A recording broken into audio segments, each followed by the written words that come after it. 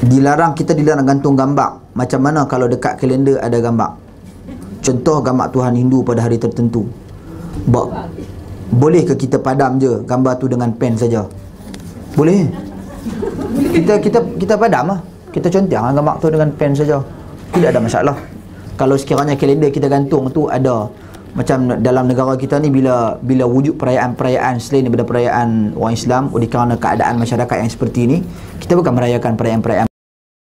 Tapi kalender tu gantung, kita just tanda je lah.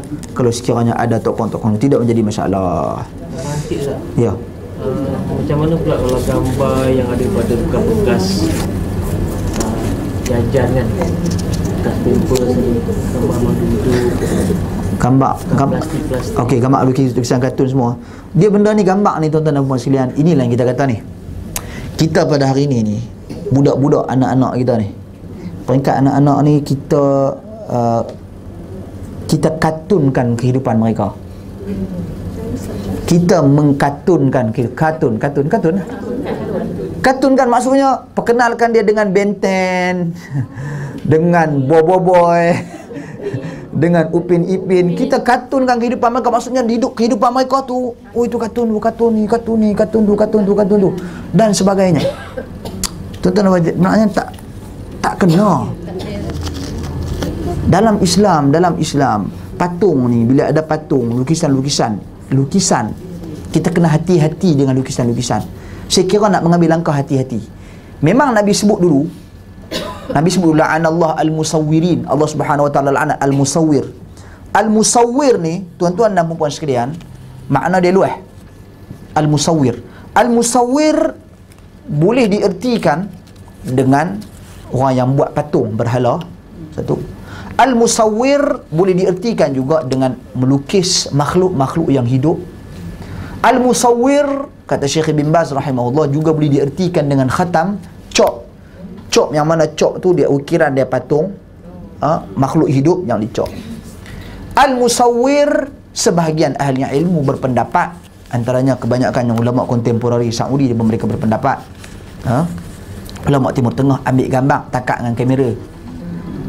Sebab dia kategori sama saja makhluk dengan ni. Sebab apa? Sebab mereka berpegang dengan hadis Nabi SAW, bila di akhirat kelak Allah Subhanahu wa taala berkata kepada golongan-golongan musawwir ini, ahyu ma khalaqtum, hidupkan apa yang kamu reka cipta. Hidupkan.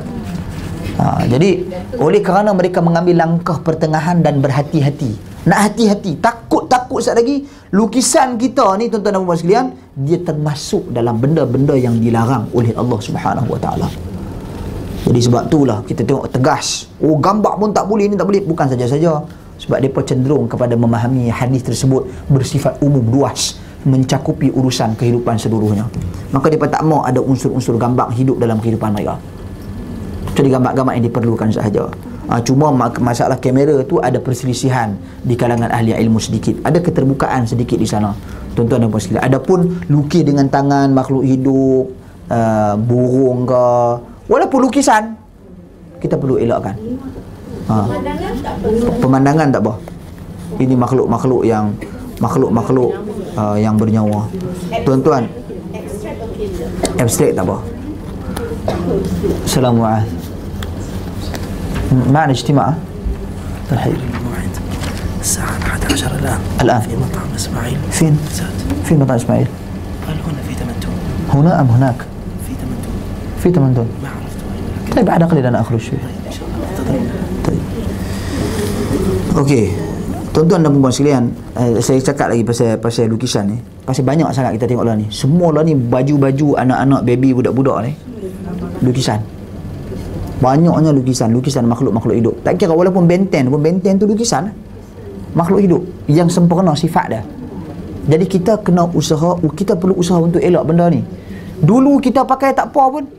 Dulu mana ada Pampers, mana ada Mami Poco, ada apa yang sewaktu dengannya. Jadi dulu pakai lampin dia, lampin kita ada lukis apa? Tak ada lukis apa pun. Tapi lah ni pasal apa? Tapi lah ni Pampers payahlah nak cari tak ada lukis. Jadi kita dah tidak dapat, tidak dah. Tapi baju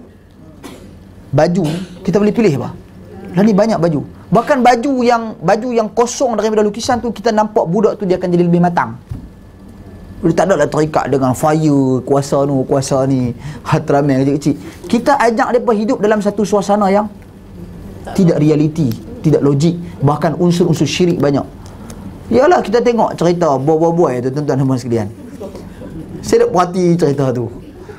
Tengok cerita ni, budak ni, yalah ada tu abah lebay ke atas kepala. Apalah, tapi dia menggambarkan jenis kuasa. Dan ini cerita orang Melayu kita ni, cerita di negara kita yang buat di negara kita ni.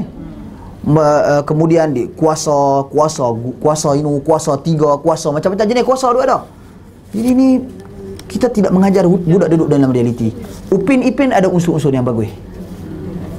Upin ada unsur-unsur yang bagus dari sudut akhlak, dari sudut nasihat.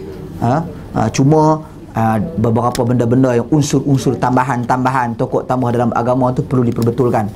Perlu diperbetulkan. Adapun cerita lagu Doraemon, cerita Superman, Ultraman, Spiderman apa semua ni, ini gaban lah dulu. Jadi ini semua cerita-cerita yang karut, bahkan boleh membawa budak tersebut ke dalam alam yang tidak realiti, fantasi, khayal saja, bahkan di sana unsur-unsur syirik. Maka kita kena didik untuk elakkan mereka daripada ni. Kita tak ada lagi pusat-pusat tazkar pengajian tadika budak-budak yang mana bebas dari lukisan. Ada lukisan tak boleh, you boleh lukis nombor 1, lukis nombor 2, lukis nombor 3, lukis benda-benda pemandangan boleh lukis, tapi binatang payah. Kebanyakan tempat tu ada dengan alasan dita'alim untuk mengajar. Okey, mengajar, masa you nak mengajar, you lukis tak apalah, tunjuk gambar tu. Tapi yang pergi tempek dalam tazkar tu, luar tazkar tu gajah besar, patung besar, nak buat apa? Sedangkan malaikat tak masuk ke dalam rumah yang ada patung. Kita bimbang benda-benda tu. Lebih baik ambil langkah berhati-hati, jangan letak. Kita nak didik budak-budak, nak perkenalkan dia dengan alam haiwan apa semua. Nanti hari nak mengajar tu, bawa keluar semua. Gajah ni, gajah lagu ni, cerita kat dia. Tunjuk video gajah, tunjuk bunyi dia, tunjuk macam mana. Yang pergi lukis di dinding tu buat apa? Cuba didik mereka hidup dalam satu suasana yang diredai, dirahmati, malaikat rahmat masuk ke rumah dan sebagainya. Baru kita katakan ada keberkatan di situ. Wallahu a'lam.